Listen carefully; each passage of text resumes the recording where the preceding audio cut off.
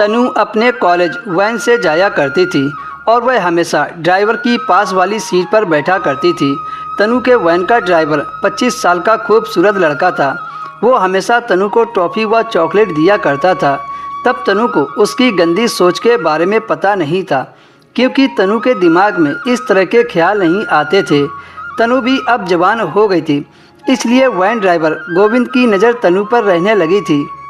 तनु का घर लास्ट में आता था, तो वह वैन में गोविंद के साथ अकेले रह जाती थी और इसी तरह सुबह के वक्त भी वह अकेले काफ़ी देर तक बनी रहती थी। एक दिन तनु कॉलेज जाने के लिए लेट हो गई, तो तनु जल्दी जल्दी में जूते के फीते बांधना भूल गई थी और ऐसे ही वैन में बैठ गई। वैन में बैठते समय गोविंद ने तनु को स्माइल देकर वैन का दरवाज़ा खोला। तनु भी हल्का मुस्कुराकर वैन में बैठ गई। वैन में बैठते समय गलती से तनु की स्कर्ट थोड़ा ऊपर हो गई और अचानक से तनु की जांघें दिखने लगी। गोविंद ने तनु के जूते के फीते खुले देखे तो उसने तनु को बताया कि तुम्हारे जूते के फीते खुले हैं, इसे बांध लो। तनु ने कहा कि मैं कॉलेज में पहुंचकर बांध लूँगी, लेकिन गोविंद ने कहा कि कॉलेज में फीते के कारण तुम गिर सकती हो। फिर उस ड्राइवर गोविंद ने कहा रुको, मैं तुम्हारे फीते बांध देता हूँ। यह कहकर गोविंद ने तनु के ऊपर एक हाथ रखा और झुककर उसके फीते बांधने लगा। झुकने के बाद उसने तनु को अपने दोनों पैर फैलाने को कहा, जिससे वो फीते आसानी से बांध सके।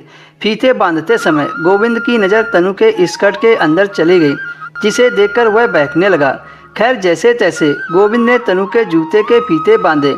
फिर वह सीधा होकर वैन चलाने लगा और फिर बाकी के बच्चों को घर से लेने लगा। तनु गोविंद की इस हरकत से काफ़ी डर गई थी। जब तक उसका कॉलेज नहीं आ गया तब तक वह खिड़की के बाहर ही देखती रही। उसने एक बार भी ड्राइवर को नहीं देखा। तनु को अब तक नहीं समझ आया था कि उसने तनु के फीते क्यों बांधे थे, बस उसे गंदा सा महसूस हो रहा था। उसके बाद तनु कॉलेज पहुंच गई और पढ़ाई में व्यस्त हो गई। कॉलेज की छुट्टी होने के बाद तनु फिर से वैन में बैठ गई। गोविंद ने धीरे धीरे सभी को घर छोड़ा। हमेशा की तरह वह फिर से उस दिन वैन में अकेली रह गई। गोविंद के चेहरे पर अजीब सी हंसी थी। तनु उस पर ज़्यादा ध्यान नहीं दे रही थी, वो तो खिड़की से बाहर झांक रही थी।